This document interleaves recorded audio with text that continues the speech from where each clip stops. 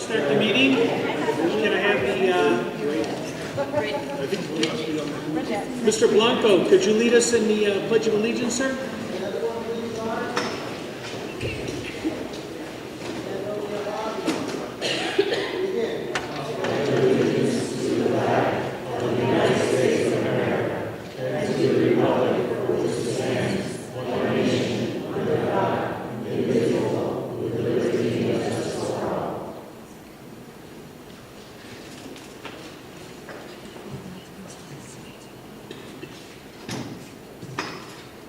Thank you.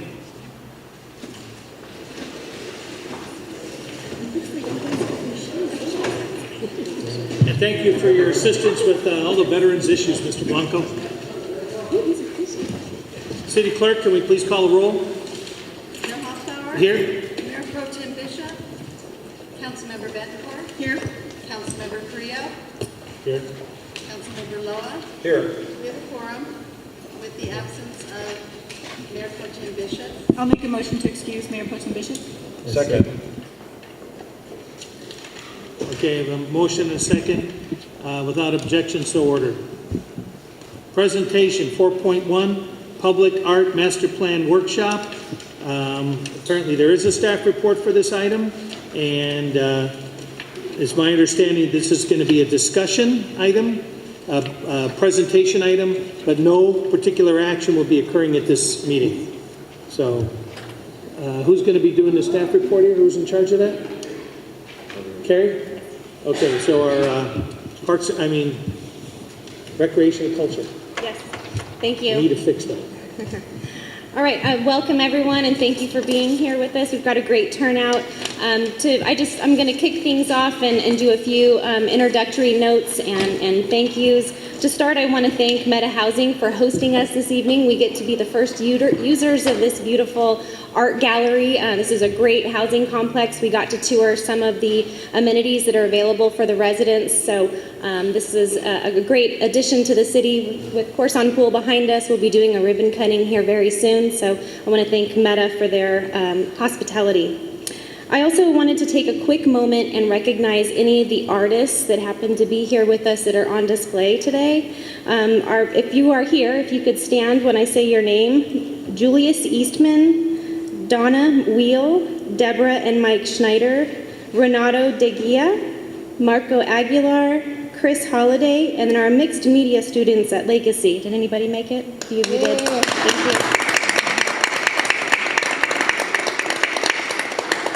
Thank you for sharing your art and being a source of inspiration for our community. We wanted to open with a video, and the video is a short video, so if you can indulge me for just a few moments. It's about 3 minutes, and it's really to depict how art can enrich just your everyday lives here within our community. So we'll go ahead and play that.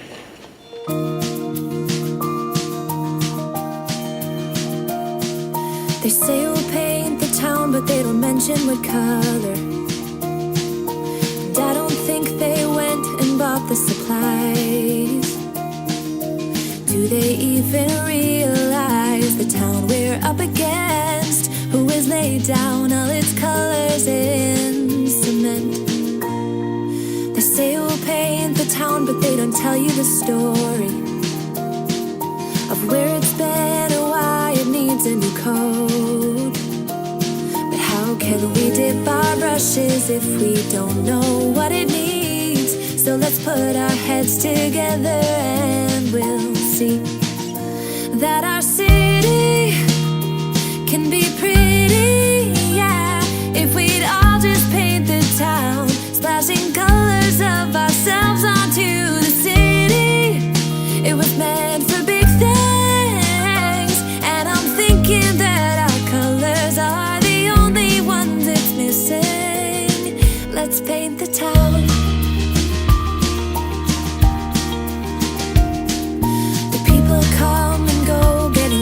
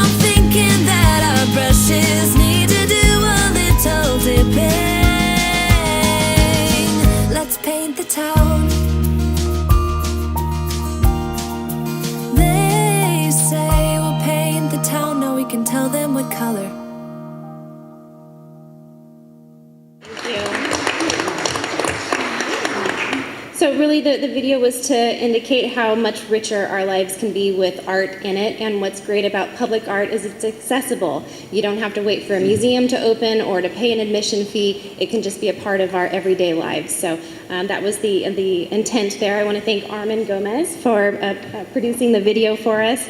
Our employee over at the Playhouse, Carla Corona, she selected the images for us. Megan Tibbetts, who is the singer-songwriter, she's been a performer at Kaleidoscope the last few years with us and gave us permission to use the song. Annie Pagliaro thought it was a great song to pair with the images, so thank you to everybody for your contribution.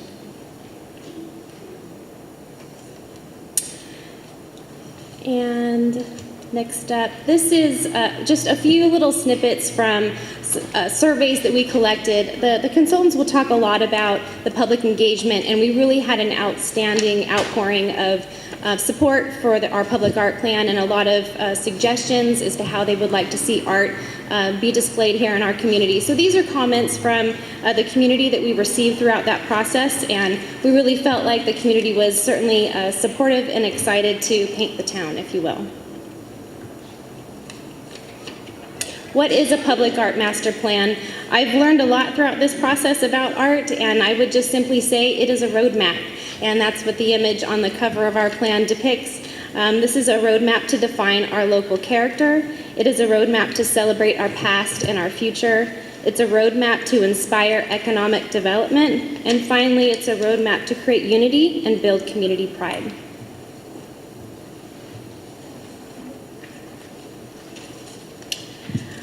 I'm going to turn it over to Gail and Leslie to kind of walk us through some of the more important components of the master plan, but I want to first thank the City Council and the City Manager for your support and feedback throughout this process. I also want to recognize our Public Art Committee, which is a group of city staff that got together in 2013, and we started doing small public art projects and tested the waters, doing a few community meetings, and from there, Gail and Leslie carried the ball to the finish line today, so we're really excited to be at this point in the process. We held our first workshop about a year ago with the City Council and talked a lot about some of the basic policies, composition of the commission, the percent for art, so some of those more foundation components, and today we have a finished product for your consideration and feedback. So with that, I'd like to introduce Gail Goldman and Leslie Elwood.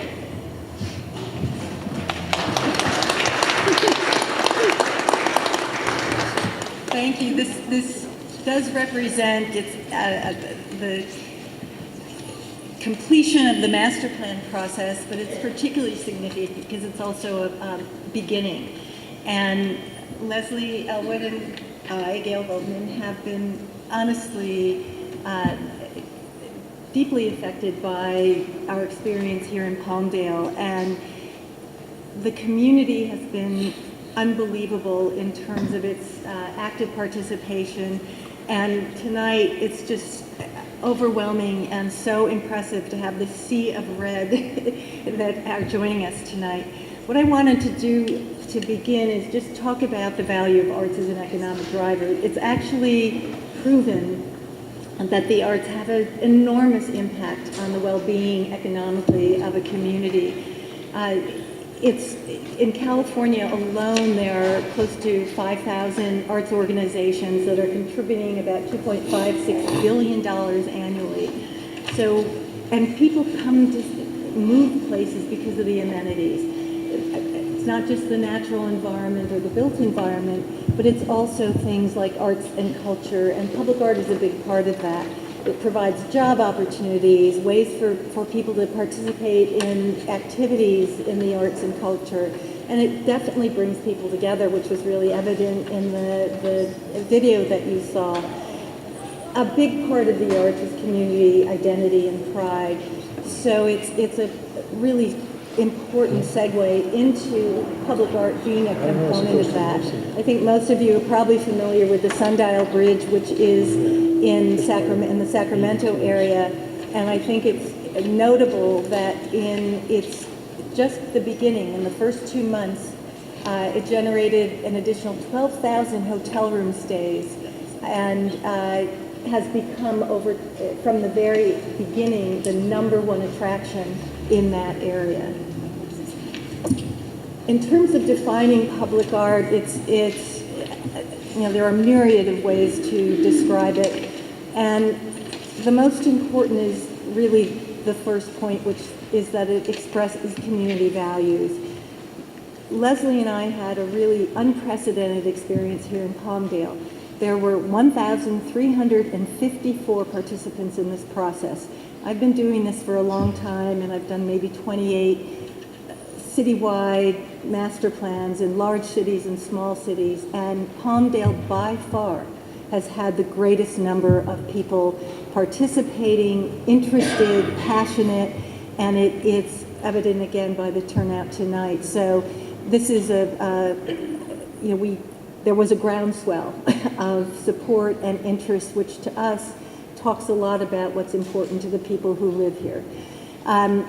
In terms, again, of public art, it is something that is very much about community. It is a very broad base of understanding in terms of how it is manifest, whether it's sculpture, whether it's painting, whether it's just a temporary experience, because it's really the memory of that experience that is often much more long-lasting than the value of the materials or the cost of the event. It's really what it brings to you over time.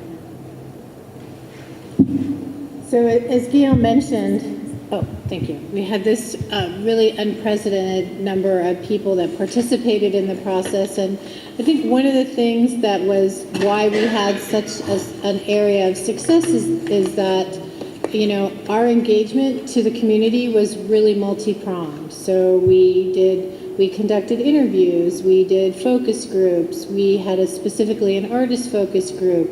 We attended, one of the first places that we did the outreach was at the Spring Fest, and got a huge number, it was just amazing, of surveys of people that participated in telling us their thoughts and giving us their ideas.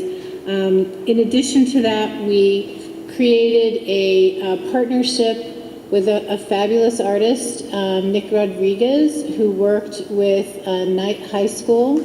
And Nick worked with a class of about 10 seniors who graduated last year, and they themselves created an entire community outreach and interaction project that went out to each one of the council districts within the city. And it was called the Mobile Perception Unit. And basically, the way that the Mobile Perception Unit worked, I have to say, I had never done a community engagement where there was a line for people to get in. When we were at the Springfest, there was actually a line for people to get in. And basically what it was it was a way for the artists and the teens involved with the project to have a dialogue with the community about what public art is, what are the different types of public art, and then to sort of see examples of those in the Mobile Perception Unit. It was actually a tent that was an easy pop-up that the students designed in collaboration with Nick. And we went out to these various locations, and then after the residents were in the Mobile Perception Unit, they came out and they were given an opportunity to give us feedback. And that also informed the findings and recommendations that were presented to you as part of the master plan. And here they are. And here they are. And I think one of the things that was so interesting about our, it was really, I think one of the things we found that was so unique about Palmdale, and one of the things that people really responded to, was the natural environment. And thus this idea of sky art, which really can be accomplished in many, many ways. A number of residents actually referred to the what is it called? The airplane demonstrations that go on in the area, and how they sort of perceive that as sky art. But I think people, this idea of sort of using the landscape and having something that was an interactive, engaging experience for all ages was really appealing to them. And these are actually things that can take place in reality or in virtual reality. There's really a lot of different options there. So this chart is just really basically a demonstration of where people felt in the spectrum of the types of art that they thought were most important to consider as the city rolls out its plan. And it's notable also that in those 4 events, there were 412 people who participated in this mobile perception unit. Yeah, and 412 people who went into the mobile perception unit and then came out and had a personal interview. And that, I think, was really key to really getting the appropriate feedback that we needed. Part of the findings really had to do, I think there are the 3 top themes really set forth what people thought was important. Obviously, youth. The use, the consideration of families was a huge part of the input that we received. They felt also that art was a way for... Just on behalf of people that can't read that fine print, on these slides, can you at least just read like the Yes, I'm going to have Gail do that. We have copies for the audience to have in their seat as well. Did we run out? Did we run out? Okay, no problem. We will go through these. Yeah, that's okay. Thank you for asking. So, you don't have them over there. Sorry. It's okay. okay, we can go back. Let's go through these top 5. I think Leslie already, Other page. okay. Yeah. Okay, so the top 5 are sky art, earthworks, fountains, large-scale sculpture, and installation art, close to new technology and interactive art, and kinetic art. So these are all things that capitalize. What we got from this is that these are all things that really celebrate this phenomenal landscape that is Palmdale, and also a real interest in things that are experiential, and things that really are interactive and take advantage too of the new technology that's becoming a very important part of the culture here. May I ask a question? Can you give us an example of social practice? Yeah. So social practice. Actually, I would say that Nick's project in some way is kind of like social practice. It's generally where an artist works with a specific group of people in looking at issues related that are socially related. Hunger, poverty, politics, crime, things where an artist is embedded into the community and really is using an artistic practice in order to get information about how to make the community better. So the reason why I use Nick's project as a demonstration is, he really was part of our team in order for us to receive this feedback. And so, in part, it was a little bit about having a dialogue and having a conversation with people in order to get their feedback and for them to understand, and for us to understand what it was that they were looking for. Thank you. You're welcome. And the online survey attracted 826 people. That's also phenomenal. Yeah. Phenomenal. And the top priorities were nurturing art in our youth, promoting pride about Palmdale, supporting the growth of the local arts community, providing opportunities for people to experience art that enriches their lives, bringing a sense of whimsy and delight to everyday spaces, and helping to build and reinforce the identity of the city of Palmdale.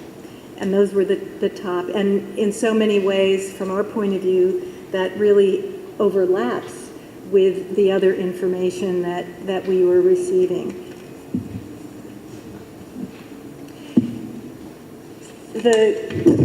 Leslie and I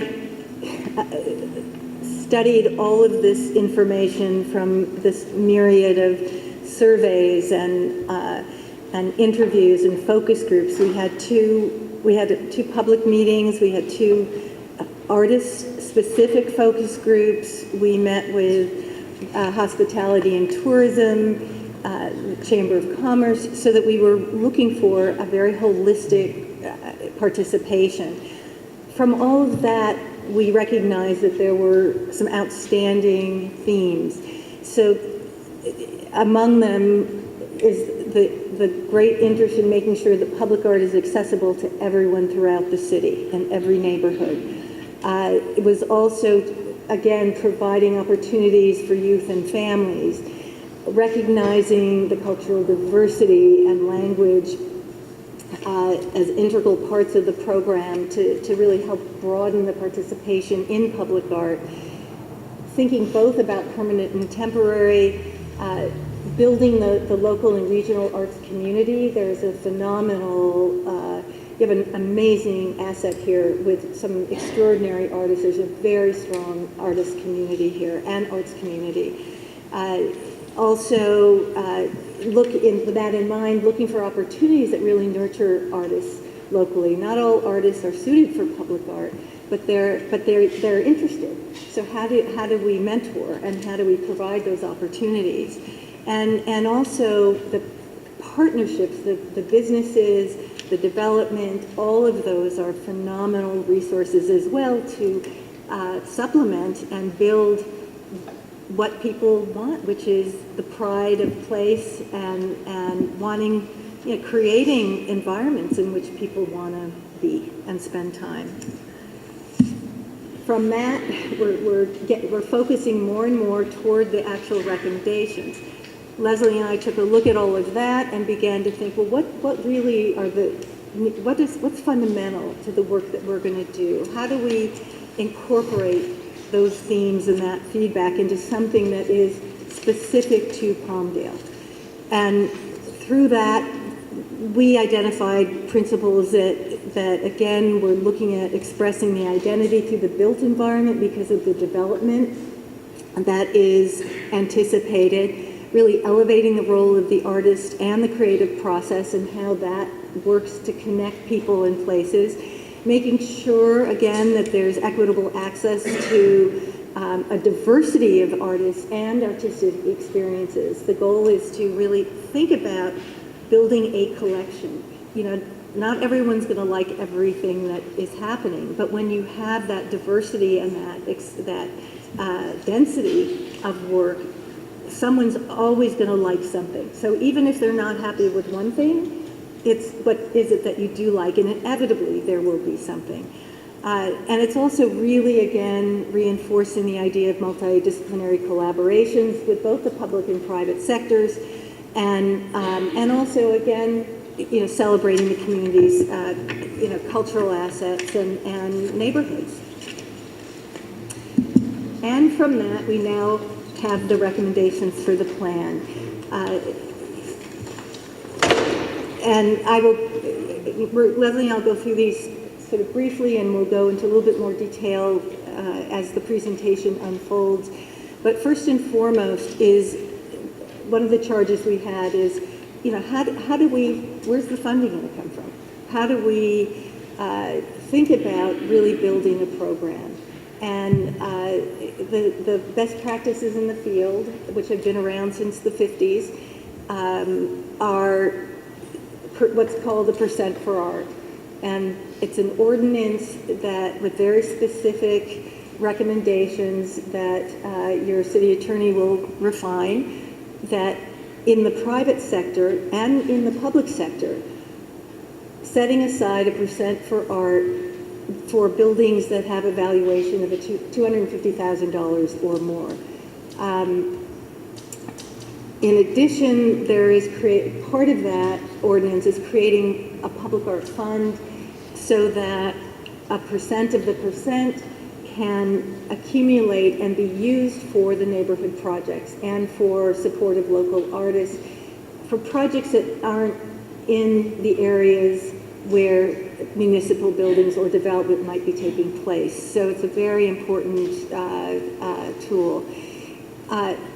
to help guide the entire initiative is establishing a public art commission with people who are really knowledgeable and have experience with the visual arts, and these would be city council appointed.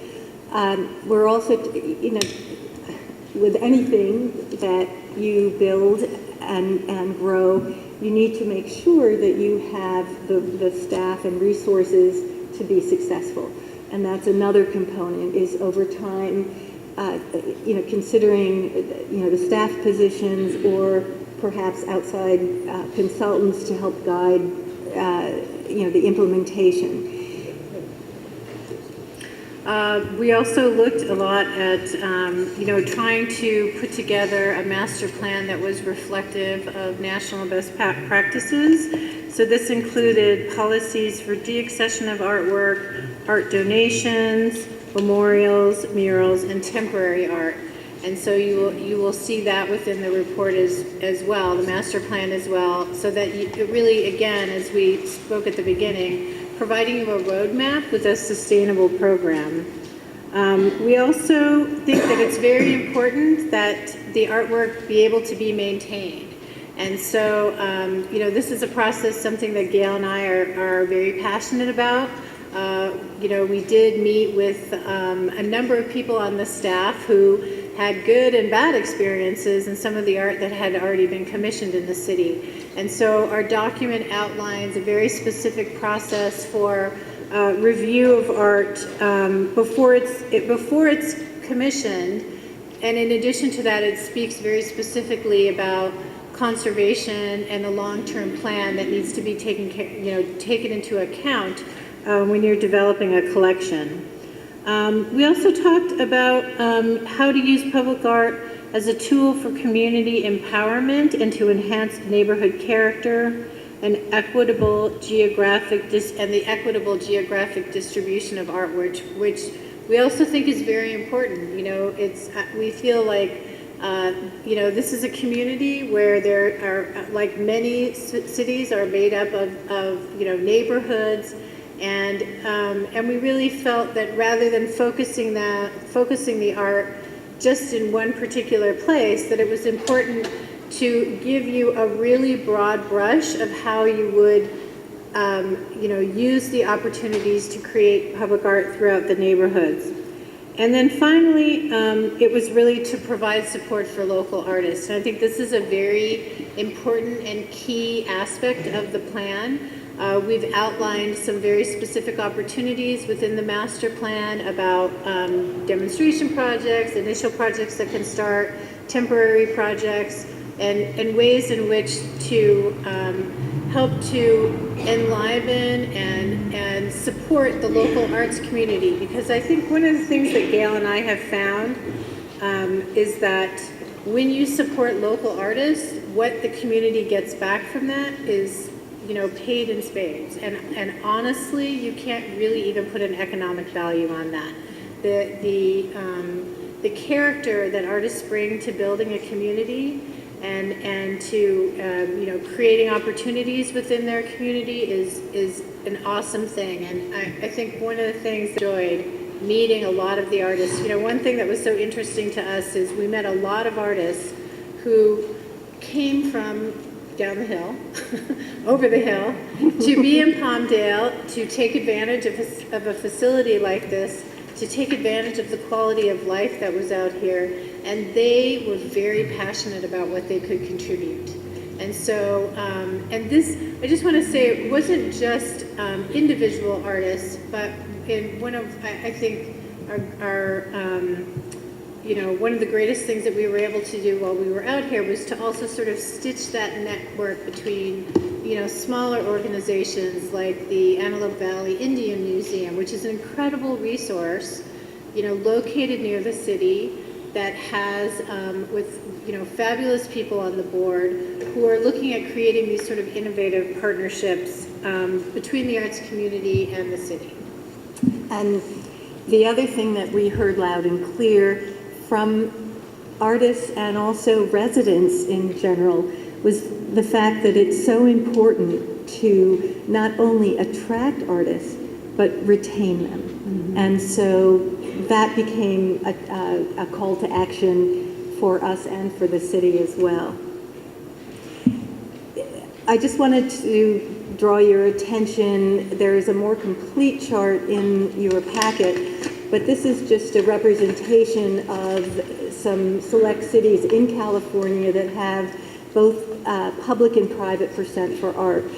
There are probably 500 municipalities, transportation agencies, ports, and states that, even the federal government, that has 8% for art, and has since the 50s, the 80s became particularly prolific, and over these last number of years, these policies have been updated, so you're in a really good place now to have these best practices having been tested, so that the sample that is in your packet is something that probably just needs some refinement and you're ready to go. But this is just an example of cities large and small in terms of their commitment, which ranges from 0.5% to 2%. Yeah, I think one of the things I also want to mention about that is some of the cities who've had programs at a percent are moving to 1.5% or 2%, mostly to be able to afford continued collection, maintenance. I think, you guys are in a great situation because you're actually starting a collection. There's a lot of cities who started with a collection or who started creating a collection, a very large collection, and then really just did not have the money set aside. So, at this beginning part of the program, you can, proceed in a thoughtful way to be able to maintain and conserve art. There's also providing for an art to have a lifespan, because sometimes art is not intended to last forever, and so these are also part of the recommendations that are within the master plan.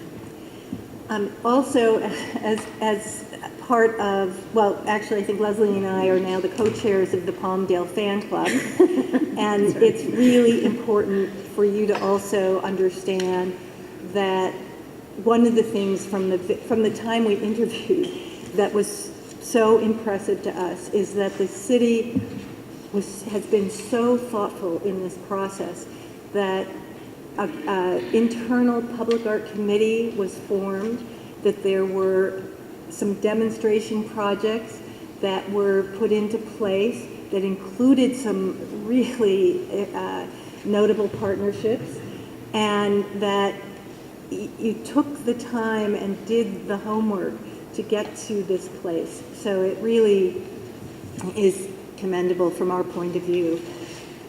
Within the field of public art and the arts in general, the creation of a public art commission is very critical. The commission are volunteers who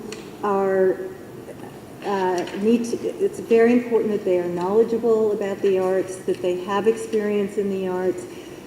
They are not the adjudicators of taste, that they are the people who really make sure that the policies and ordinances and guidelines are followed.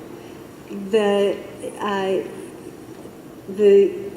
Arts Commission, Public Art Commission also is responsible for really establishing the mission and the curatorial goals, the programmatic goals, policies, and guidelines. It's a very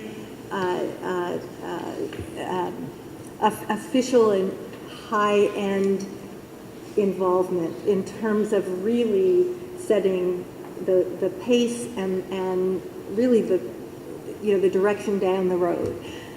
One of the really important components is developing what would be an annual public art work plan that would chart both the current and future projects and identify resources and funding. And this is something that would come to you as the City Council as part of the budget period with very specific recommendations for you to review and approve. They also, although they're not involved with the selection of artists, because Leslie will talk a little bit more about that in terms of the panel process, they are responsible to review the recommendations of panels, make sure that it meets all the criteria, and then act on that. Also, there are a number of policies that are integral to the success of the program, having to do with accepting gifts of art and donations, memorials, murals, and also, the removal or relocation of artwork, and that falls within their area of responsibility. And probably the most important is that they are the advocacy body that is there to, really participate actively within the community and to, really represent both the city and the community in the direction the city will take. It is, one thing that is notable is that in terms of the ordinance for the private sector, when private developers opt to have art on their project site, they also have the option of actually contributing their percent into the public art fund. But when they do something on site, they are using their money on their project, and they own the art, and they are responsible to maintain it. So the role of the city in that context is making sure that the ordinance is being followed and that the guidelines are being followed, and that really falls on the staff. So the commission's focus is public sector. And then also, you have a strong planning department and planning commission. Their role is, again, not as adjudicators of taste, or they are there to make sure that in the context of any development, that in terms of the scale of the artwork and the location of it, that it all fits within the bigger picture. So that is helps delineate and define their respective roles. So as Gail mentioned previously, the Arts Commission is sort of something that they don't necessarily serve as the artist selection panel. Usually in a lot of cities, there will be a member from the commission as part of the panel, but the panel process is really set up to be unique to the type of project. So for instance, if you had something that was video oriented, or you had something that was augmented reality oriented, that you would or sculpture oriented, that you would bring in professionals, other artists who could help advise and make recommendations that would eventually go back to the commission. And so within the context of setting up the artist selection panel, we usually look at these various categories of an artist, visual art or educator, nonprofit arts organization. This is also very helpful if you are giving grants or working with nonprofit agencies. Community representative, someone who's actually part of a community group or very heavily involved in the community. Project design team representatives, which could include landscape architect, end users of the facility. And then, city department representatives, various departments. If it's a parks facility, maybe you would have somebody from the Rec and Parks Department. If it's if it's a library, then maybe you would have somebody from the library department. And so the selection panel process is a little bit more fluid, and the staff person would help sort of guide how that selection panel was put together. And then in addition to that, we sort of provided a general outline of what are some of the criteria of selection that the artist selection panel is looking for. And in general, these things are generally well stated in either a request for a proposal or a request for qualifications, so that the artists know what they're applying for and what the qualities are that the panel is looking for. And so some of these issues are, is the artwork of high quality? Does the artwork celebrate some aspect of the uniqueness of Palmdale? We think that's an an important aspect to building a collection that people feel a part of. Thinking about the sort of security and safety of what an artist is proposing, since it will be within a public space, and that's where your public works department could come into play. Has the design of the artwork taken ongoing maintenance considerations into account?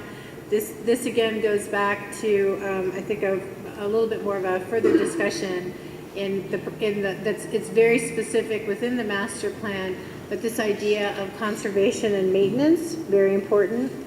And then, how does it work with the overall collection?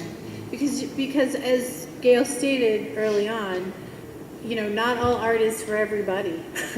And so I think, what you'll find is that over the period of years, as the program unfolds, certain people will like certain things and other people will like other things. But I think what's important is to really create this sort of broad-based collection where, there is really something for everybody. Can I just say that there has to be an overseer and adjudicator of taste and policy.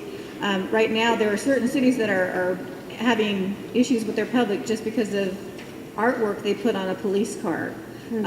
There has to be somebody who's overseeing the reactions that this will have with our community. That's the artist selection panel. Okay, but who selects the actual artwork?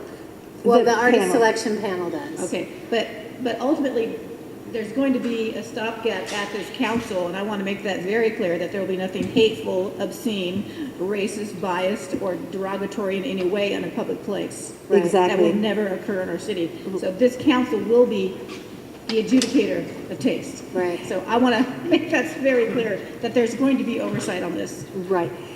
And that's all of that, everything that you're talking about goes into the request for qualifications.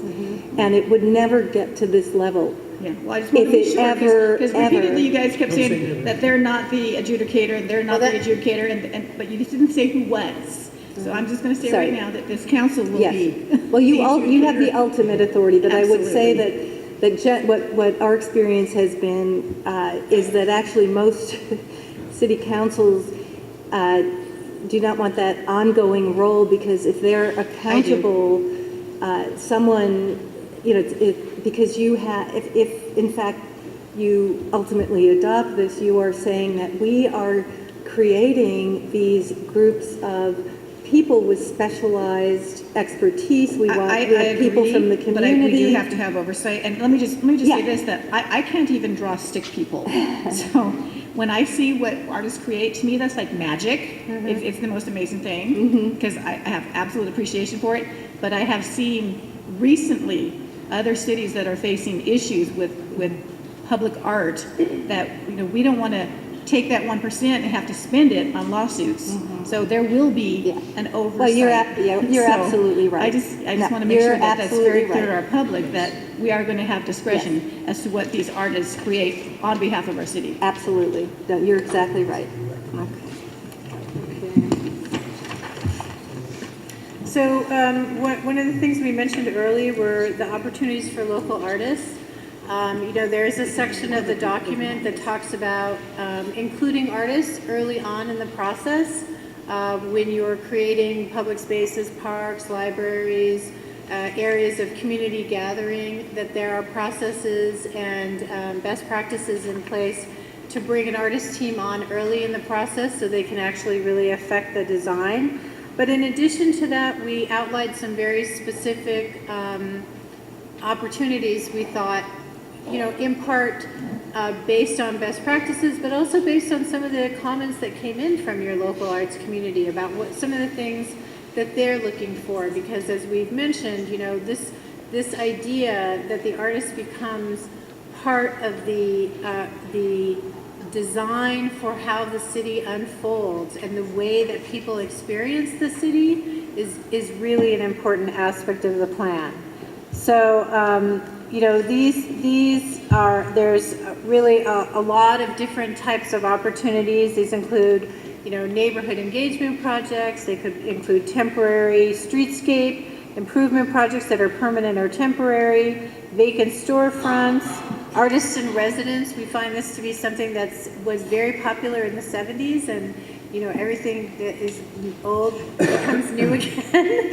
And so now again, here we are in 2018, and this is something that a lot of cities are doing now, where they're bringing artists in to work alongside various staff people, artists in residence, mentorships, traditional art making apprenticeship, and in addition to that, professional development, which we were just actually speaking earlier to the person with Meta, because we know that for artists, as in any business, they're business people, but they're creative business people, and there is a certain set of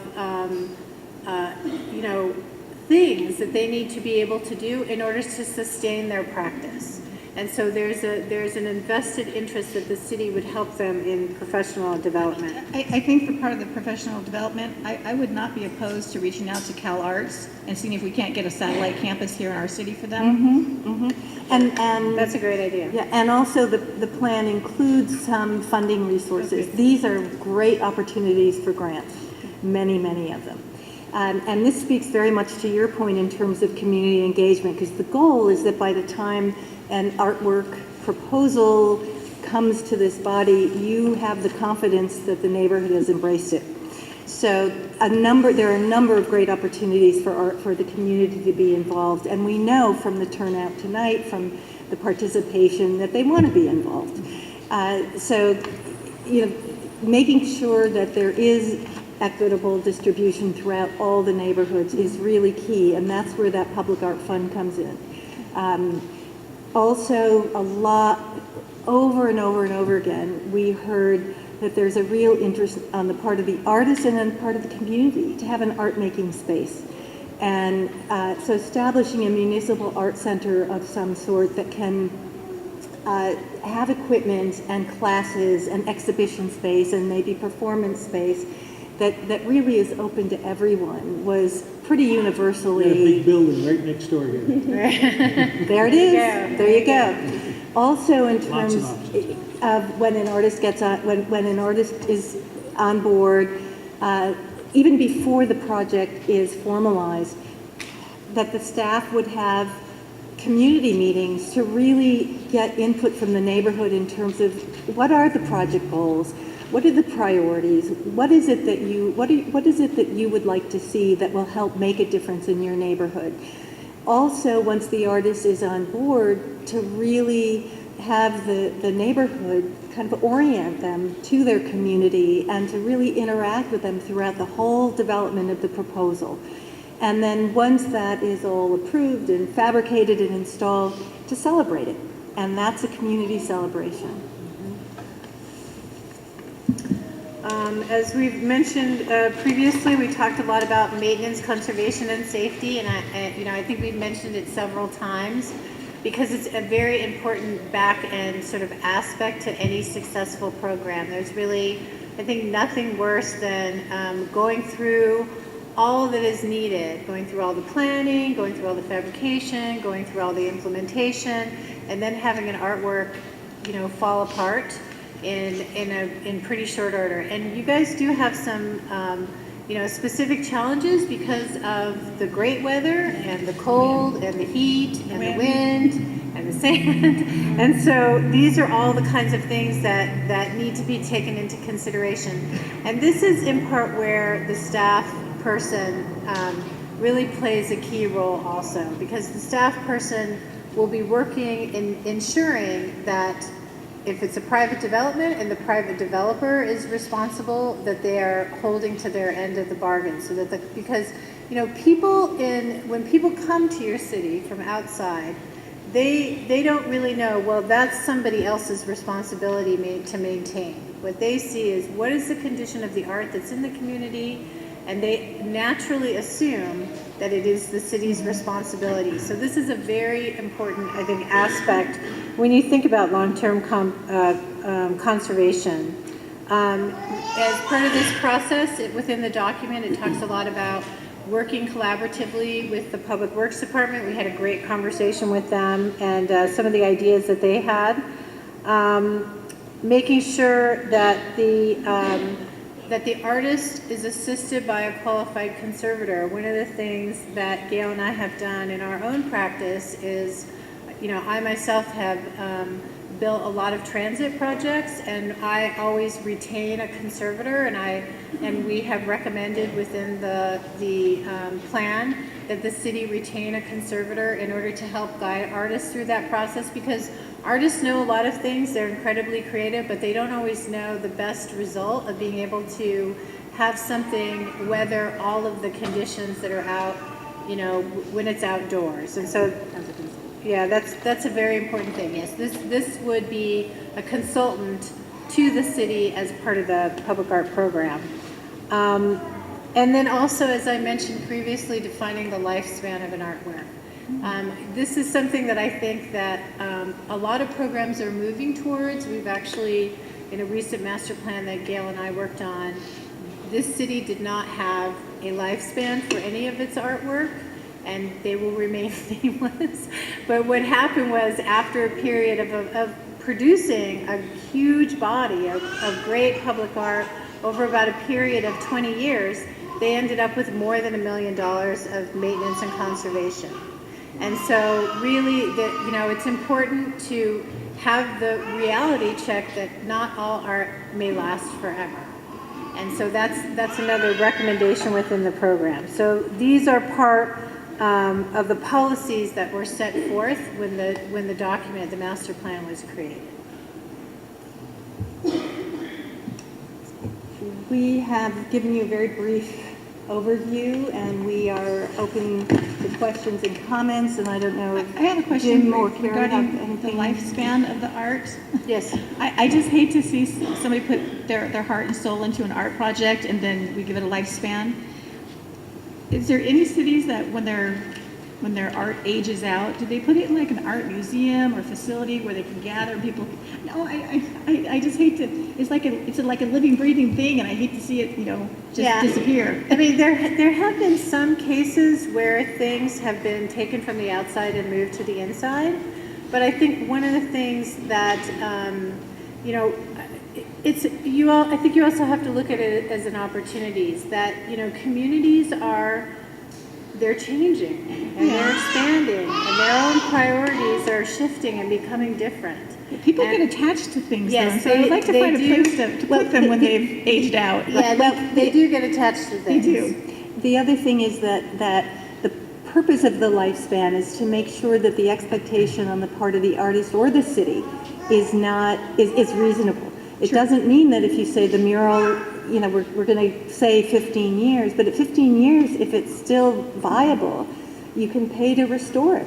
You can, or it may be fine, and you say, okay, we're going to keep this up until it does get to a point where it has or maybe lived out video its- catalog it or something. Right. I would just All like to see it last forever, personally. Right, Absolutely. And actually, something like there's a couple of other things. I mean, I think one of the things that we see in the profession is that a city will commission an artwork, and let's say that commission is $35,000, $50,000, but 25 years later, to actually repair that artwork is 3 or 4 times the original cost. Well, I And so think sometimes that's don't they allow that to go back to the artist? If the artist wants it, come get it? Yes, It's in the there are policies of that in place, and so I think it's really just a matter of creating what is a reasonable expectation. Some cities, what they do is they have a collection that is based on photographs of work that had gone away or were only temporary, and we highly encourage that as well, because then it's another way to sort of document the continued cultural activity of your city, but not necessarily be committed to restoring something that simply financially does not make sense. And what's also great today is that there's so many really inventive ways of perpetuating an artwork, so that, there are buildings that have to come down. Yeah. So you take a great high-resolution photograph and you do a building wrap. Yeah. You know, or you do projections on the building. I mean, It's kind of like the PBS series, things that aren't here anymore. Yeah, exactly. We do one like that for Palmdale when our art, ages out, so. There's I think National Geographic is doing a whole series on that, where they're doing the 3D photography and laser measurements of some art and some antiquities to digitally maintain those, so. Yeah. And nowadays with virtual reality and apps on your phone, you can go to a site where something existed and you can bring up your phone and there Put it right back. There it is. Without any maintenance costs to the city. Well, I'm in complete agreement that art is an important asset to the standard of living, the quality of life, and those types of things. I have some questions regarding the revenue driver, which is going to be essentially new development. We have an important priority in the state of California and in all of the municipalities of California and the counties and Palmdale, that we build affordable housing.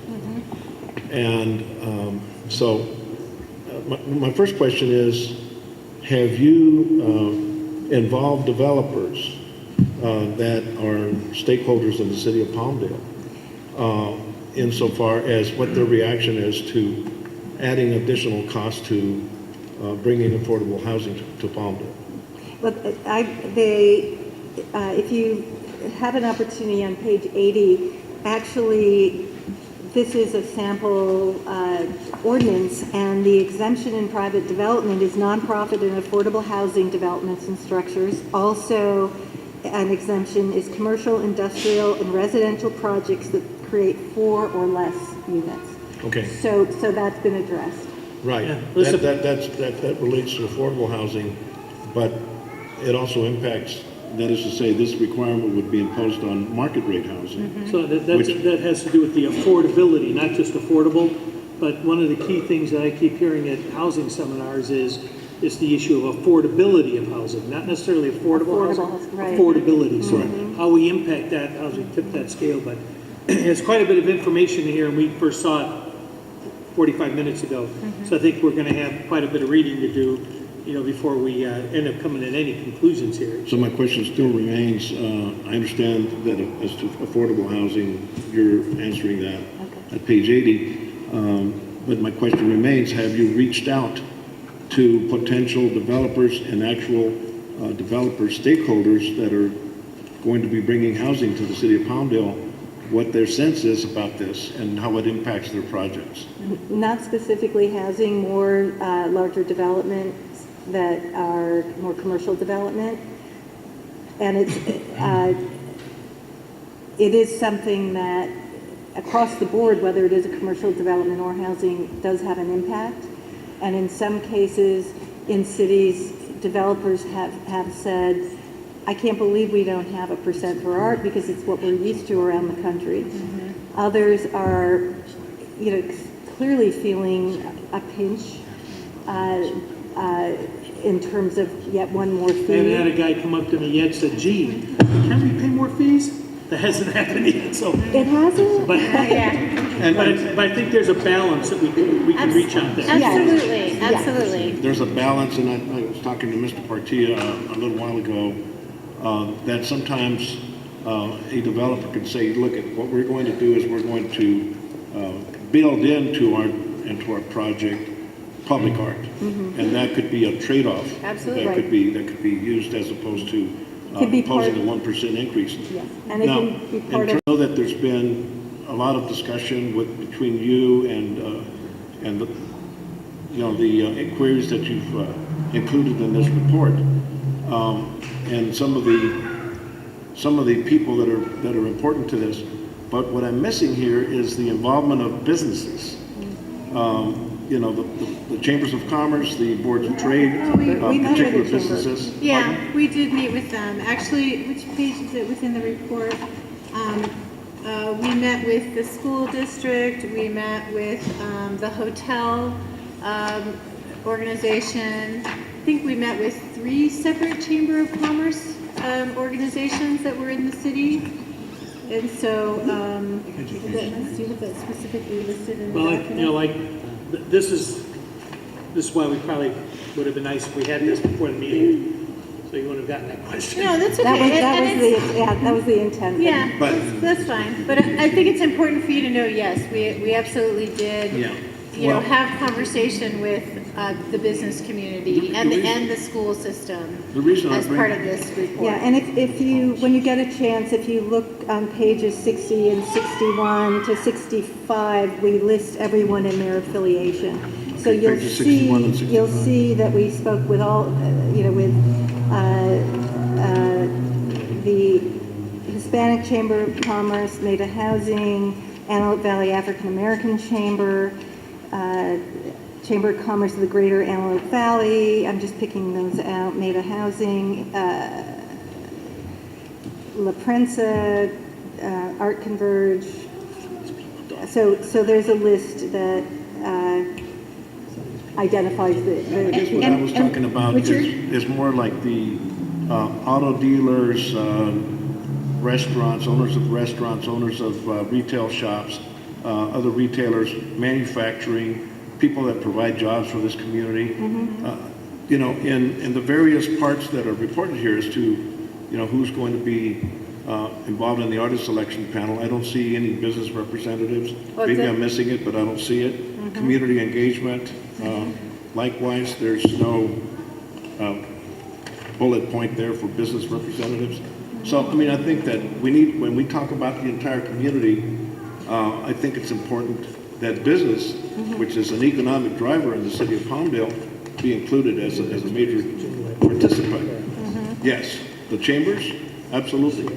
Specific businesses, they ought to be reached out to as well. And Richard, before you came on the council, because you're not aware probably, we have had 2 previous workshops that were open to the public for all of the businesses and all of the entities within Palmdale to come and speak and participate in those. So we have an open arm policy for anyone who wants to participate in our arts projects, and I think as moving forward, we'll continue to do that. Yeah, I do There's want. one thing to say that it's open to the public. It's another thing when you actively reach out and bring people in, which is what apparently you've done here. And I don't see that there was an effort made for business or developers in that same way.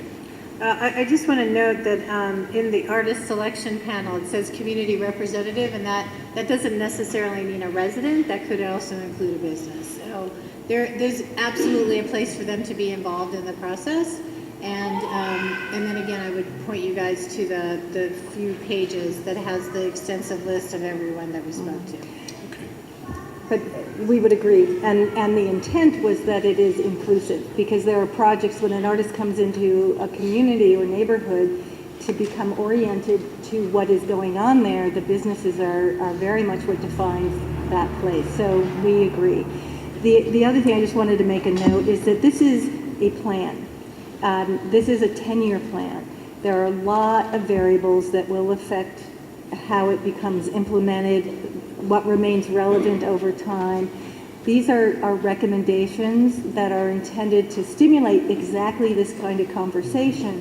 When it comes to things that are specific on a project-by-project basis or certain initiatives, it really falls to the Arts Commission and to you to make sure that all of those things are, you know, addressed on a case-by-case basis. So that what's in here is really the roadmap. And how you drive it, how you navigate it, is completely in your hands. I do share with Ms. Betancourt that these decisions ultimately, in terms of what's actually going to be artistically developed, ultimately is going to align with the people who get elected to city council. And I can see, and there has been, controversy over certain arts that is essentially being supported and promoted by cities or municipalities or even states, and which are quite insulting to certain parts of the community. So I think that what The one that ought to be responsible are the people who get elected. Right. And if I learned anything tonight, I am going to eradicate adjudicators of taste from my vocabulary because I'm glad it prompted this discussion, but I stand corrected. So I think we've got to rely on the community. That's why we have a planning commission, because they will delve in and get down in the weeds on these projects. And they'll sometimes have a couple of hearings and they'll go till midnight. And then we get it in a couple of page staff report. And then we ultimately end up looking at the recommendation and approving it, or some of these things just show up on the consent calendar. Right. So I anticipate this would probably work that same way, where we would look for groups that and individuals out there that can provide that expertise on these various topics, and then have them funnel it up to us so that we could put that final stamp on it. So I think that solves that issue there. And I have to say, I think one thing also that is within the master plan is the recommendation of the type of staff. And we think it's very important, and we have said to carry, if you guys need help in recruiting the appropriate people to help you get this kick-started, let us know, because we are interested in seeing you succeed. And so it's very important to be able to bring someone in who has a lot of experience and sophistication in dealing with the developers and looking at the development agreements and administering a commission. Everybody can cook, but not everybody's a chef either. That's correct. Yes, that's right. That's right. So it's that's another aspect of the plan that I think we very thoughtfully presented it, but ultimately it really has to do with who is that quarterback that you initially hire to carry that ball. Well, there's quite a bit of information in here, and again, I think that there's a lot of reading for all of us to do on this thing, and Sir, did you? Yeah, I have just a comment on the issues that are being discussed right now. I wonder if there are any cities that have like a 30 or 60-day approval period by the community because of all the legalities, the lawsuits, and maybe with the freedom of speech, some groups are not going to like certain things. What if part of the policy is to provide a 30 or 60-day community acceptance or create an appeal process where it is a fair shot to the artist to hear how the community feels about that piece of art? Maybe it's not well accepted by the community, then it will have to be modified or withdrawn and replaced with something else that the community would accept. It seems to me that would be where the work comes in ahead of it. Because if all of a sudden you have a great big giant widget, right in the middle of a neighborhood that people don't appreciate widgets, probably you didn't have a talk with the neighborhood first. Right. So. I think we have plenty of examples of that has happened in council actions where people are not participating, and then when something is approved, then they come and tell us, well, nobody told me about this. So maybe that's something that we should consider in having that acceptance with the community, that a piece of art would be accepted in Palmdale, rather than being stuck with lawsuits or freedom of speech issues or things like that. Have you had any experiences with cities like that? In my pretty extensive experience, that is not the case for a couple of reasons. One is exactly what was spoken earlier. If the process is administered correctly, the outcome will in fact be reflective of the community. The other thing that is important to always recognize and appreciate is that not everyone is going to universally like everything. So that what is often in place actually and is a standard that's represented in the deaccession policy is that if an artwork actually is installed, and the whole purpose of a deaccession policy is to make sure that there aren't spontaneous decisions that are more emotional than they are rational, that it's not one person or two people, that you take the time as a city council, as the Arts Commission, to really look at the issues. So often what is policy is that give the artwork a year, and if there are still issues, then you consider the deaccession. Because so often it's just human nature to respond to change. It may be positive change, but it's still something different. And we often react to that. I mean, a perfect example is actually the St. Louis Arch, because that was reviled when it was proposed. People said, what are you doing putting this modern, abstract thing up in the air? This is about Thomas Jefferson and the gateway to the West. And they did it. And today, no one could ever imagine removing it and it not being there. I remember a very wise lady once told me that change is inevitable, but growth is optional.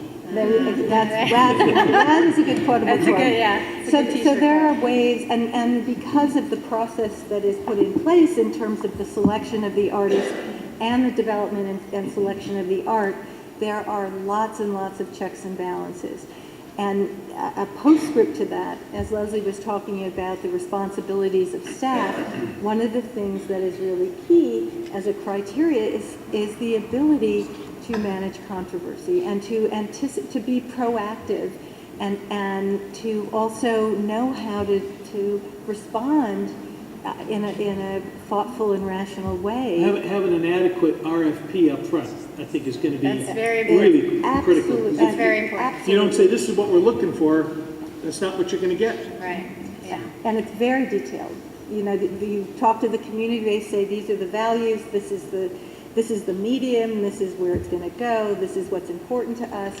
And then you look to the artist to translate that, because that's the skill and the gift that they bring, is realizing the vision of the people in a way that, you know, is heartfelt and rewarding.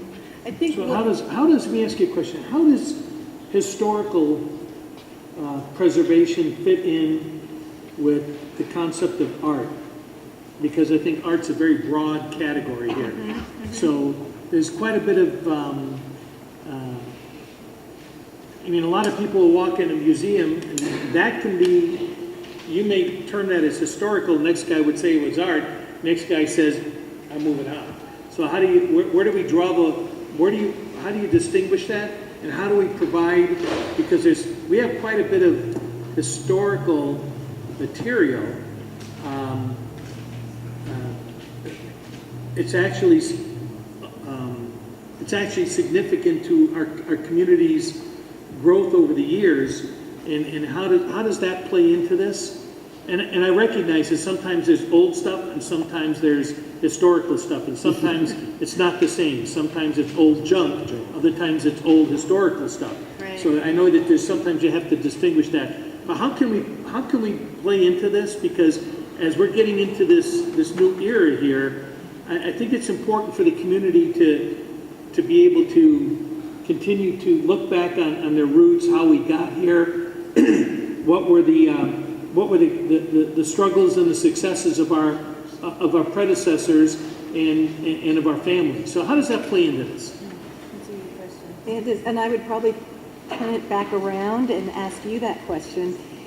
Generally, if you're talking about, are you talking about historic restoration, or you're talking about the regard of something historical as art or architecture or tile? Yeah, I'm kind of confused with this question too, Steve. Yeah. So, are you saying that you want artists to create something that represents our history? Well, I'm not talking about, take sometimes things things that don't get created, sometimes they're there, okay? Right. So we have things where we have artifacts, as opposed to something that's been created. Can you give us an example? Yeah, go upstairs to the library, there's a whole room full of stuff up there. Okay. So because those are, we already have stuff. We already have stuff all around City Hall. We already have stuff up in the, it used to be on public display in the library, and we're using that space for other things now. There's only so much space. So as we move forward here, it seems that art, as opposed to new art, there's a differentiation there. And how do we bring that art and historical components in line with this? And kind of thinking out loud, the opportunity through the Public Art Fund would be to create an exhibition, to have someone take a look at the perpetuation of objects that are considered to be important to the history. There can be, you could have it appraised by someone who says, yes, this is art, or perhaps this is something else. Generally, a public art program is looking at the creation of new works by living artists. But at some point, the living artist becomes a dead artist. Correct. So, you know, But so that's what we were talking about, the aging realistically, out. so we have stuff that's already out there. Then I think it's important to take a look at that, and whoever is doing sort of a condition report, invite them in to look at those and assess them and help make that determination. And even if they don't qualify as artwork, I think there are tremendous opportunities, whether it's in the art center that will be created, or in partnership with museums or or educational institutions, to to find a way to really feature them.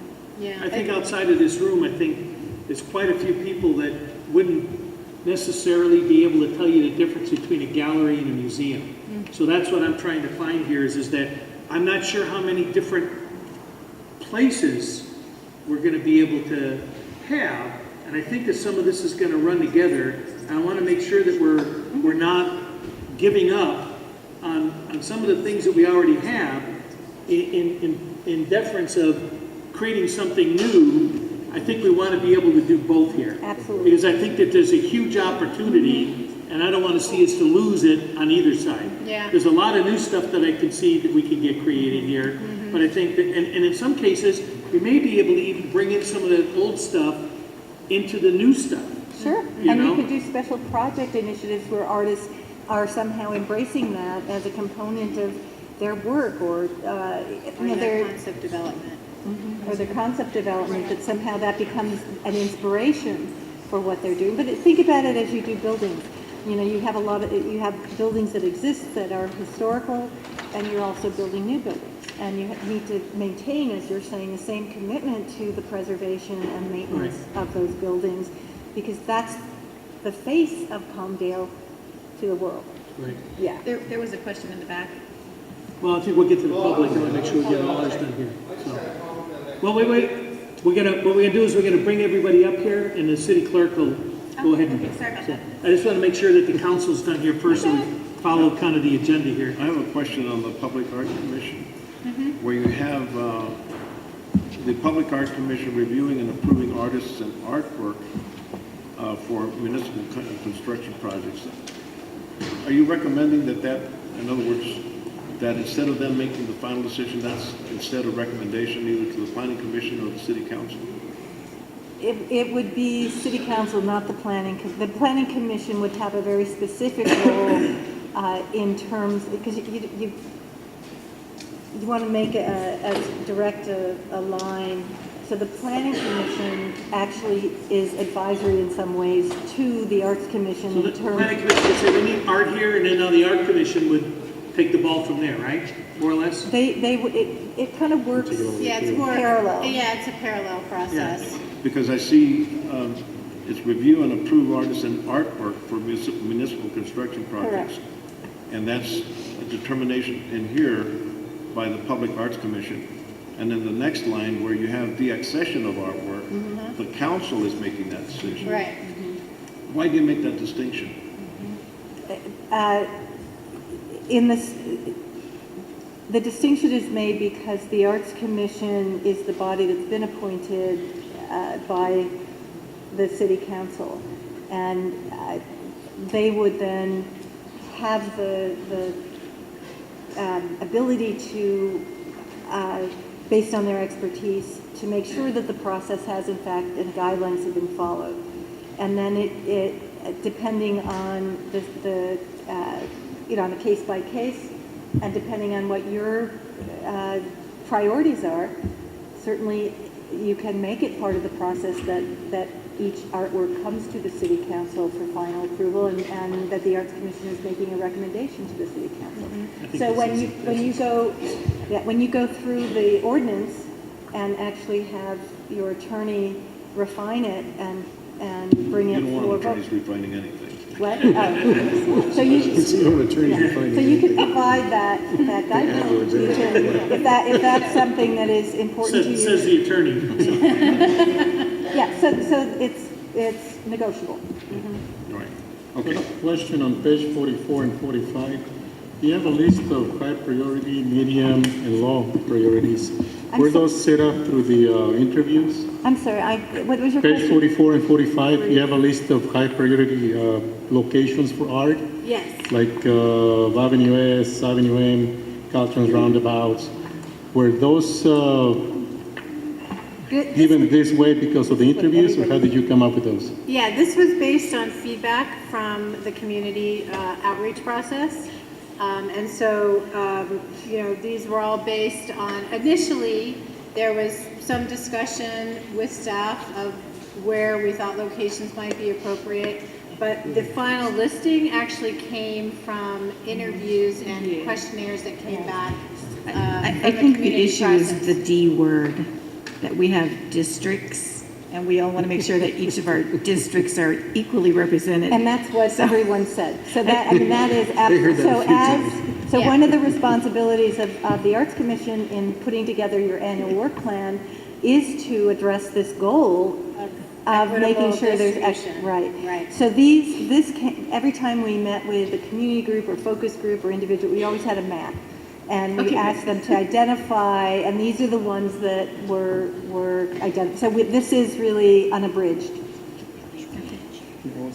That's where I thought you were going. It always ends there, isn't it? Good? Okay. Sir, can you come on up?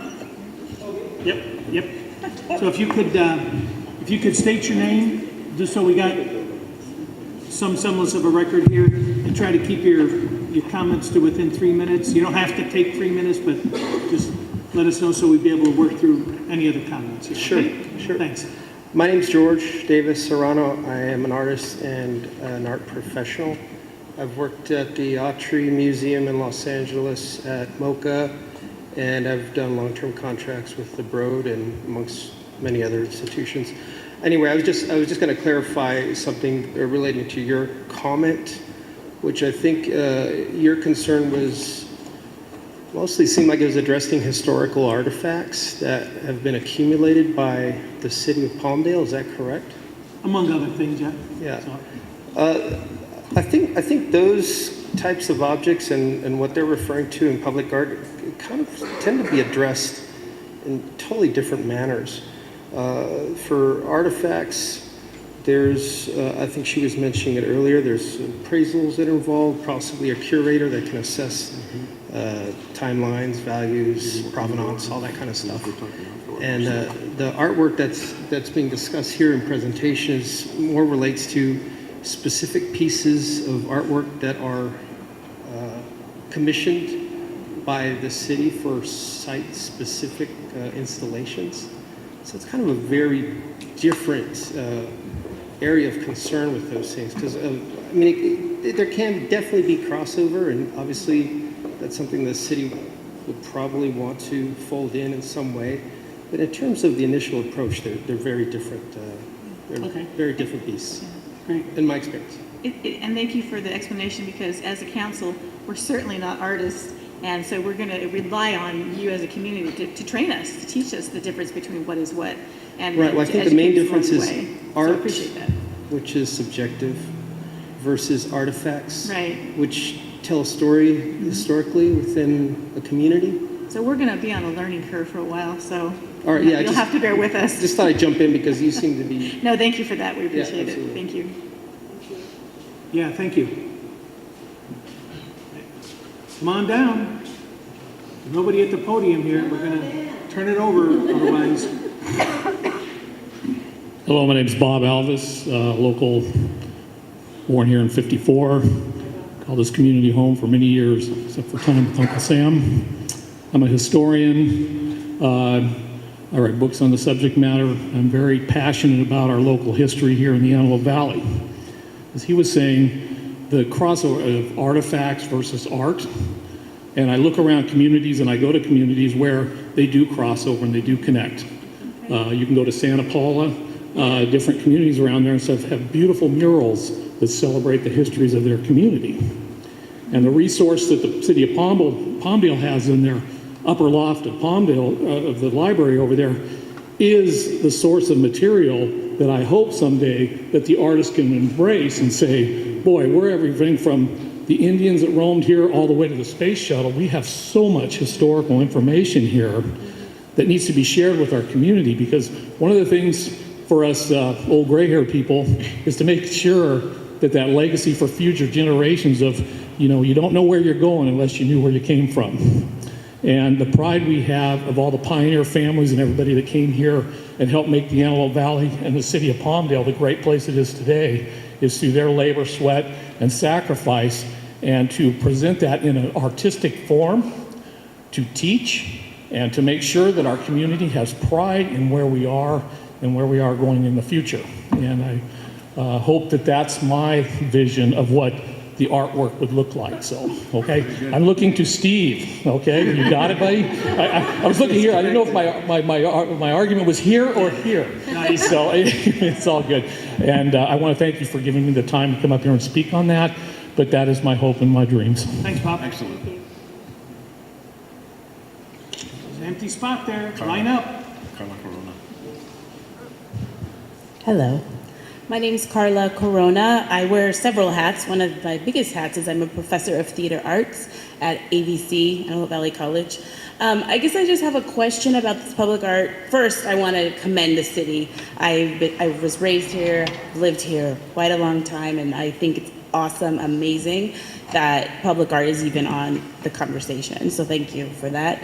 My question is, because and specifically you hear it said it was for visual artists as part of the Public Art Commission, and I'm wondering if this will then build and grow into something that then includes the performing arts as well as the visual arts, and how all types of artists can become one. I also sit on a board for the LA County Arts Commission, so I know the Arts Commission wants the Antelope Valley to be represented in the work that they do. So I guess my question is, where does the performing arts live in this plan? Good question. So I'm familiar with the black box. I teach at the college. I do. And so I understand exactly where you're coming from. And there's nothing to say that in the future we can't have like the living arts do pop-up display of some type of thing, maybe reenact some of our history. I'm sure that there's a way to incorporate it, and we will definitely be keeping that on our minds, if that's okay with the Art Council. Absolutely correct. We definitely want to have diversity with regard to expertise on the commission. Yeah. And the black box is theater out at the college. So yes, thank you for coming. Yes, sir. Jason Zink. Just want to say that I'm thankful for this meeting and that we're really looking into enriching our community, and hope we can do a big push to preserve our history. There's a lot of old timers that are passing away very fast, and I'd like to see us video record them so that we have testimony from them and be part of the program.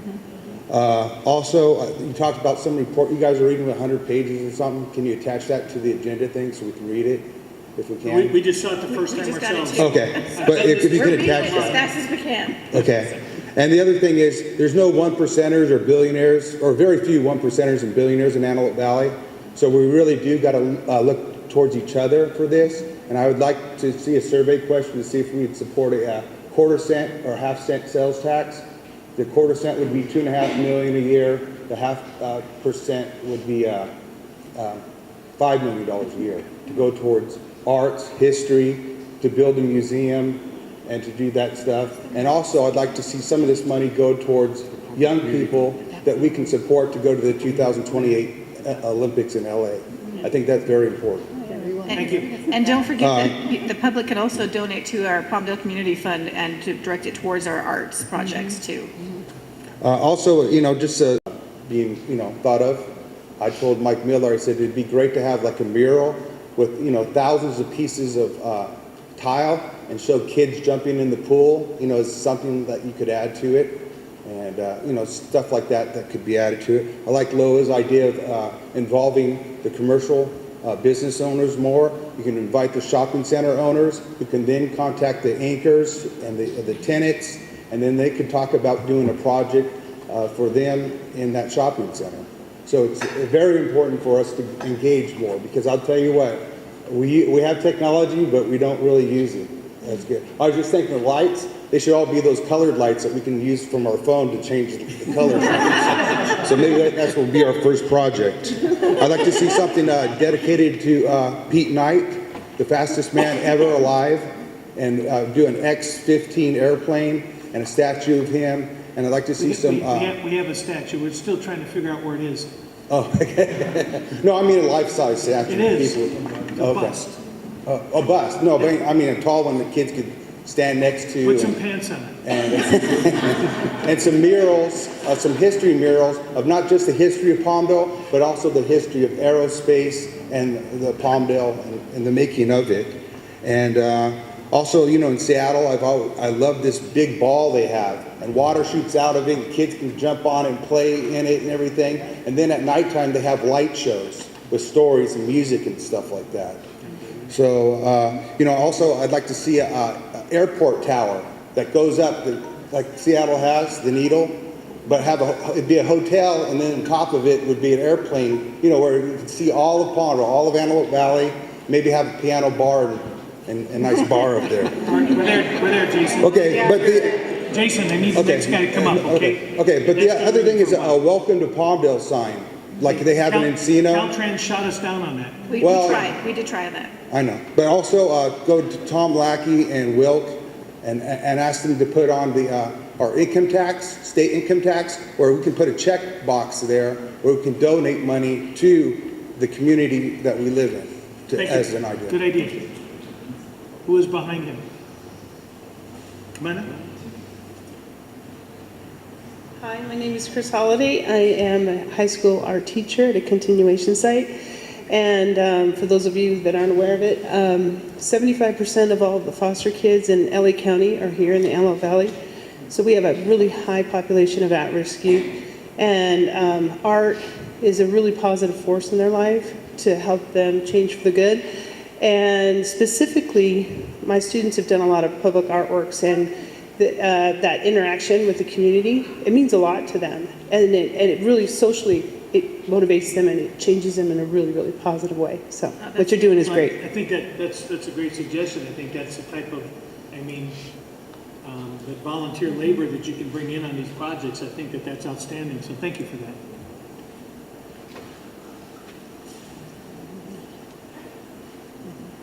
Hi guys, my name is Destiny. I recently came out here from Arizona, and I'm here today with my art teacher, Juanita. She does art at the library for people as a voluntary thing. I just wanted to say, and she's a really great artist. Her name's Juanita, just saying, okay. So I just wanted to say that art has changed me a lot, and that I've been in a lot of really bad situations, especially as a youth person. I've been in some bad situations, okay? And with that being said, I want to say that art has helped my life a lot, and that when you guys are making this decision, please not to make it such a business decision. And if you do want to make it a business decision, there are people who are willing to incorporate business into their artwork and put it on the streets for people to solicit business, whether it be for money or for voluntary work, just to get their face out there. But just not to forget like the childlike part of the artistic process. I'm a singer, You're right. That's the most important thing. And not to be right. We don't have to be right. Art isn't about being controlled. Art doesn't have to be controlled. It doesn't have to be right. It's art. It's something that is history. It's the past, present, and the future, which is what this moment is right here, right now. That's what art is to me. Art is an accumulation of what you've learned in the past, present, and future. And art isn't just for the young people. Art's for older people, too. So if older people want to get out there and make their history known, get out there and make your history known, like we're doing. Good. Excellent. Oh, she's got a great point, because we've gotten away from the arts in general in many schools, and we've unfortunately seen the negative aspect of that. Kids need to be able to use that other piece of their brain, and in a creative manner. So that's an excellent point. Thank you very much for that.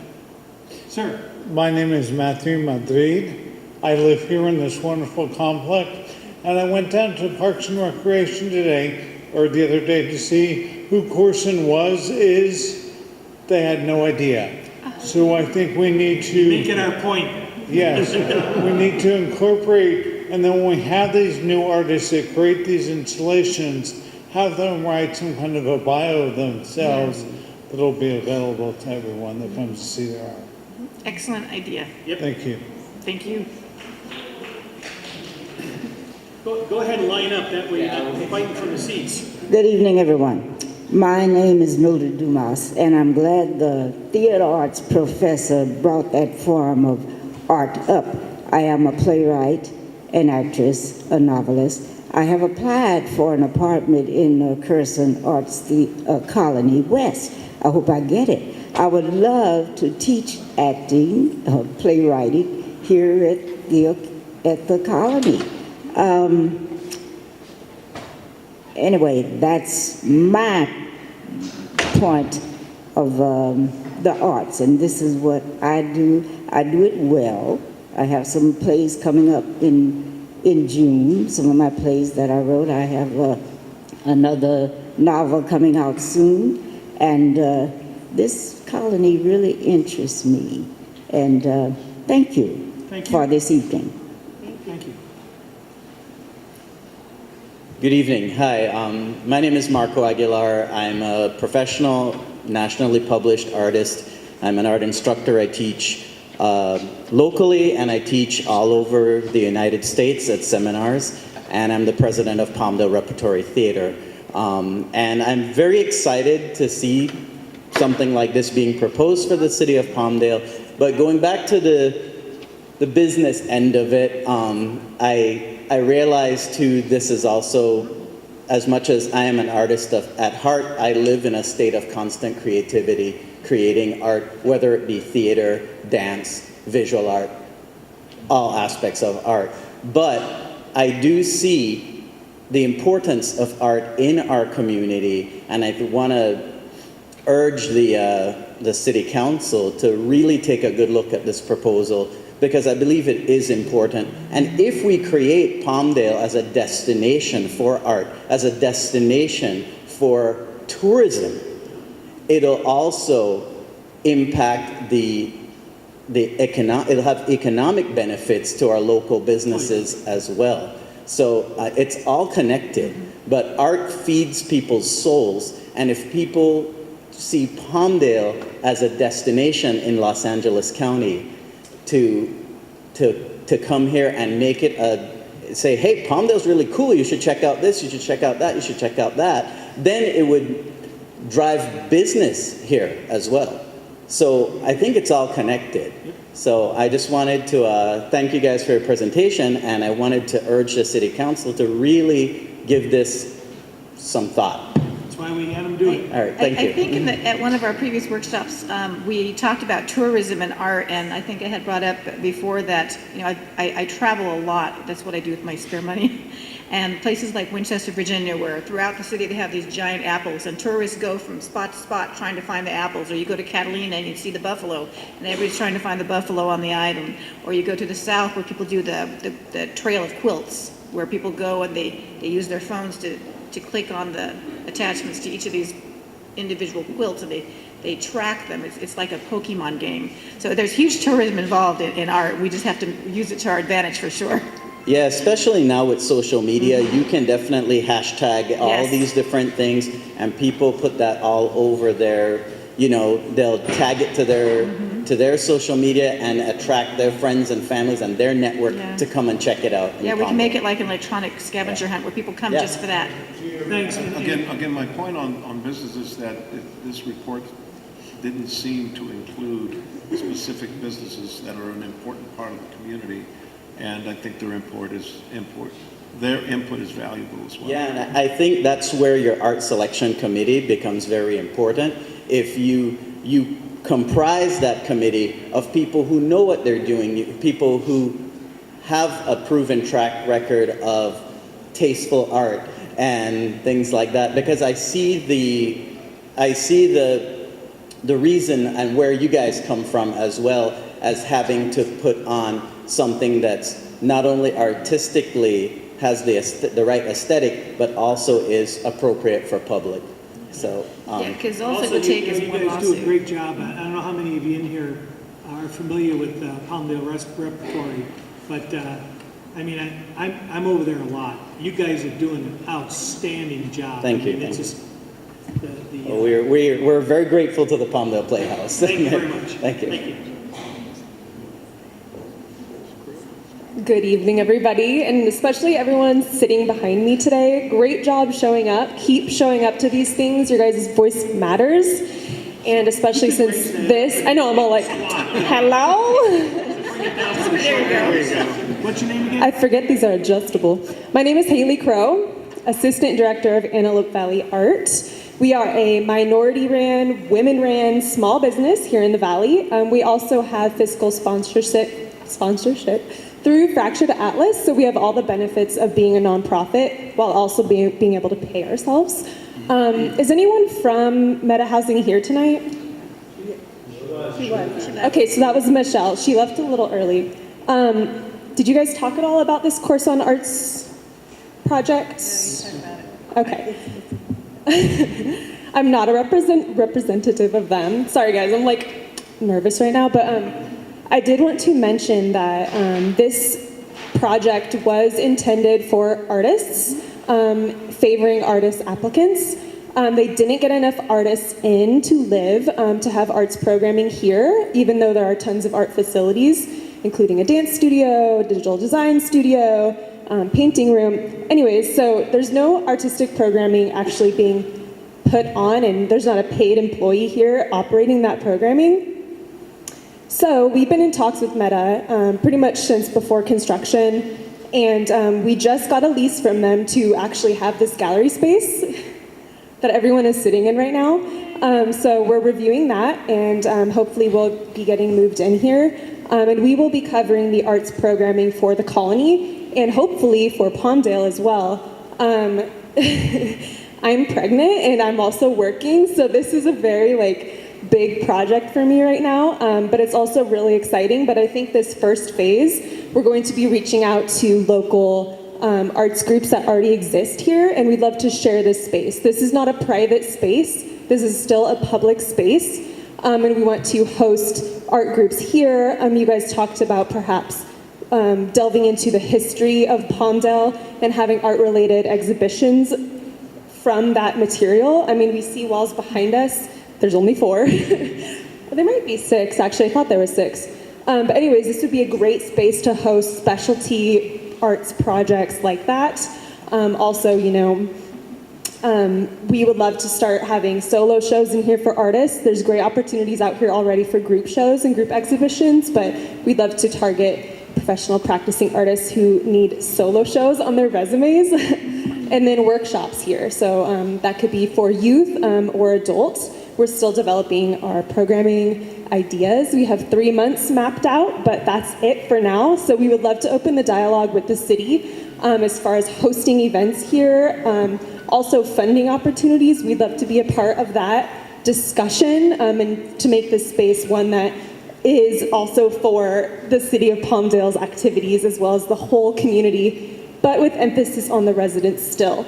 Don't want them to be pushed out, those of them who are artists, so they can come to everything for free. And I have a small stack of business cards here, very small. This turnout was so great, y'all, awesome. Feel free to grab one and contact me if you have any questions. Yeah, not really a question, just kind of a comment. I'm really excited to see that this is moving along, and we've talked a couple times too, so thank you guys. Thank you. Thank you. Hi, I'm Anna Livingstone. I am an instructor with a local 501c3 nonprofit. Our program is called Kids Masterworks. We focus on children ages 6 to 13, and we do programs through the Parks and Recs. I want to urge you guys to support this project as much as possible because it's important for us to provide an immersive art experience for our youth. It helps build confidence. It helps give core values that are strong. It shows them that they can succeed at something, and it really, from a mental health perspective, it's important. Our area is very underprivileged. A lot of people can't afford private art lessons. Giving the community something where they could just participate in their community, it helps build empathy. It helps build that sense of community that we need in order to keep our area crime-free, keep our area successful. So I would just urge you all to promote and continue the progress in bringing that to Palmdale. I think that's the idea. And that's why we commissioned this work. Because again, none of us are chefs either. So we needed somebody to give us a cookbook. We needed to know where to start. Where do we go from here? So that's the purpose of this evening. And Thank you. it's definitely something our community needs. It is. So, thank you. Thank you. So my name is Nathaniel Anchetta, a co-founder of Art in Residence. We have our first actual public installation out by the poppy fields. And it's some blue antelopes, if some of you may have seen. Yep. So I just want to share my experience with the people that I've met out at this installation, and many of them from out of town, a lot from here in the cities, from Palmdale, Lancaster, and Quartz Hill, have all come and shown a lot of support. And I've never touched so many lives through that project. So many people have come out and said to me that there's nothing like this out here. I feel so inspired. I want to go home and make art. I want to go do something now. And they get outside and I've even had a family come out there and they had their kids paint in the car because they wanted to just be involved, and it brings a new light to this area. I am born and raised out here, and what I knew of the art scene in the greater Antelope Valley area was painting and drawing, and that was it. Yeah. Right? And I ran away from this town and was like, I need to find something more. And finding public art and now working in that realm, I want to be able to bring it back here, and to see you guys being able to push that, I feel it's going to touch a lot of people's lives and bring a better well-being to this area. Those are great out there, by the way. Good job, man. Good job.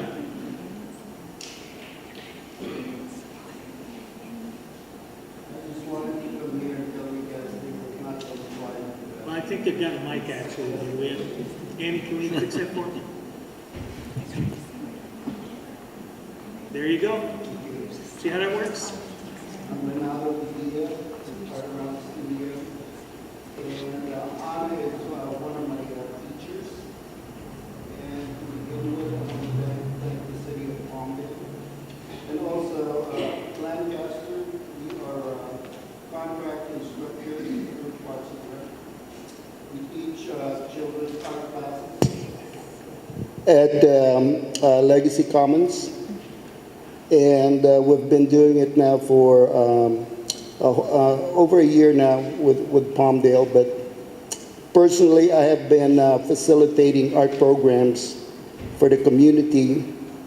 And actually, my son AJ was my first model and assistant, and he just got drafted into it. But I very much support what the city is doing. I do remember watching a show where I believe the city manager, David Childs, was talking about the importance of art in a city. Because if they're trying to attract businesses in this area,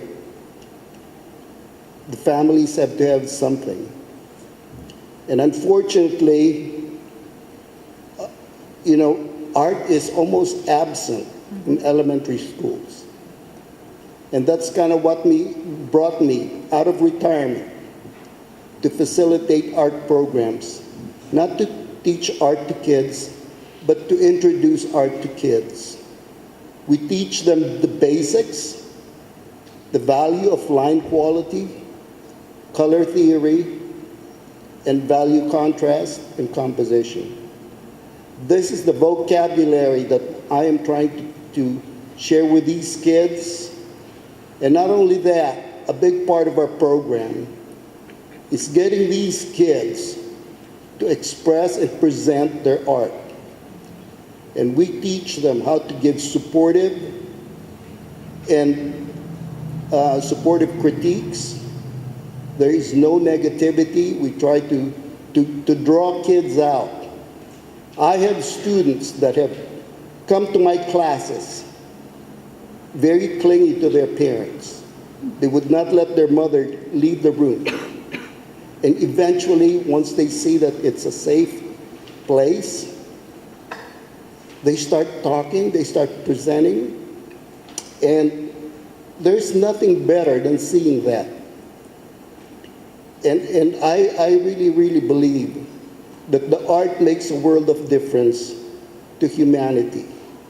I don't know how many of you guys had a sick feeling in your stomach when I turned on the TV and I saw Notre Dame burning. Oh, yeah. It really affected me. And sure, they can rebuild it. But to see it in flames, to see that spire come down, it was horrible. It was. But one thing I saw about that, in our era of divisiveness, there was a common thread. People were very supportive. They wanted to rebuild. And now I saw this morning, millionaires are donating, not $1 million, but hundreds of millions are being donated to rebuild. And the president of France has said they would try to rebuild Notre Dame in 5 years. Well, they don't have sequin. So. And you know, that's what I said earlier about how people get attached to things. It has personal meaning to them, and that's why it's so important to preserve things. And I agree with you totally. Watching Notre Dame burn was a nightmare. It was watching the Hindenburg come down all over again. What was your name again? So, Renato de Gia, yeah. just like it's spelled. And I agree with your point about the schools not including art. You'll notice that some of the schools that had traditionally gone to STEM are now changing to STEAM. They're adding the A for arts. Praise the Lord. I do know that because it's important. Palmdale school district is going in that direction. Yes. And we have been asked, Art Around Studio has been asked, and we will donate our time to give an art lesson to Alpine School in Little Rock. And the East Side School District, one of their schools, has approached us. So we are doing what we can just to give these kids art. And you have to see these kids, see how thirsty they are to create art. And actually, I would hope that in May, we will have the children's art exhibited down the street at Legacy Commons. And I want to give props to Laura Rice because she really, keeps me in line, but she's been very supportive. And the staff at Legacy Commons, especially Pam and Philomena, they make sure the facility is ready for us. They even clean up after us. We really, really appreciate it. Can you make sure that you get some information over to us when that's getting ready to come up? Sure. But I have a new boss. Okay. Jennifer. Thank you. Thank you. Thank you very much.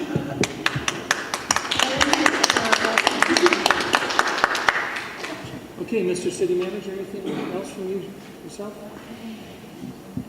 Well, one of the reasons I was hired was to lift up this community, and you can see from the participation in the initial surveys and from the turnout tonight that that arts in the community does strike a chord with Palmdale. And so I love seeing this. I love seeing the direction we're going. We'll work out all the little bugs and the technicalities, and we'll make sure we involve all aspects of the community in finalizing this plan. But this was our really first step forward with this draft to bring something to the council, give the council time. We're not rushing this by any means. We're giving the council time to review this. We'll reach out to the business community, the development community. It's a dollars and cents thing, but it has to balance too with bringing this community to a new and different place. And so I think we need to do a good job of explaining that to the development community, to the business community as well, that their future employees are going to be brought here because of the things that we do with the program like this. It's all about the big picture, so to speak. But I do want to read in. I did get one letter here, and it's very brief. Thank you for your generous support of the arts and cultural programs in Palmdale. It is the art that nourishes society, edifying, beautifying, and smoothing its rough edges. It is art that defines society's character. It is art that elicits humanity and a vulnerability of the soul, appealing to the better and nobler nature of human beings. It's because of your support that I can give to my community both as an entertainer and as a teacher. It gives me tremendous joy to be able to speak into the lives of so many people and encourage them to be the best person they can be. I encourage you to continue investing in the community through the arts. And I look forward to many a year of growth in making our small corner of the world a much more beautiful place. Miss Shannon Bunch. I wish I could have taken credit for that. How was that great? Yeah. All right, I think that if we could just make sure that we have this available for the rest of the public to see. I think there's quite a bit in here for us to read, and then we can start getting some feedback back to the city manager, the community. I would encourage all of you to contact myself or a council member that's in your district. Let them know what you're thinking. There was a lot here to chew on tonight, and then we can bring this back in the near future as we, again, this is the cookbook, but we need to eat, right? Exactly. Okay. We need to be able to well, serve this up. With that, I'm going to officially close the meeting. I think we had, didn't we have a closed session item? So with the council, we have important legal issue we have to go over. So we're going to adjourn. Feel free to talk among yourselves until, I don't know, until Annie or somebody throws you out. Okay? All right. Thank you very much. Thank you.